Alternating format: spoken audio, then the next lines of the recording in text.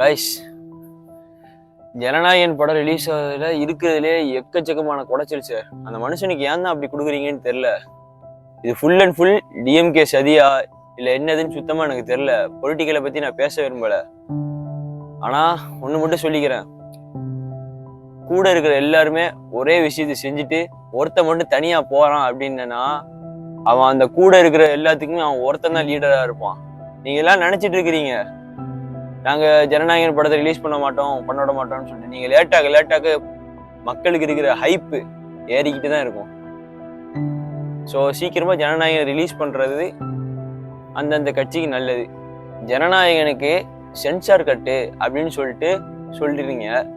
அதே இது தலைவா படம் ரிலீஸ் ஆகும்போது, சர்க்கார் படம் ரிலீஸ் ஆகும்போது அதுல என்ன சென்சார் கட்டு? அவருக்கு இந்த மனுஷனுக்கு இவ்வளவு குடைச்சல் கொடுக்குறீங்களே, அவர் படம் வெளியில ரிலீஸ் ஆகுனாலே ஹிட் தான். ப்ரோ அரசியலுக்கு வந்துட்டாருன்னு சொல்லிட்டு இந்தியாவில் ஆடியோ லான்ச்சுக்கு பெர்மிஷன் கொடுக்காம எதுக்கு அவர் மலேசியா காமிச்சிங்க? இந்தியாவில் இருந்திருந்தாருன்னா அவரோட பலம் என்னன்னு உங்களுக்கு தெரிஞ்சிருக்கும்.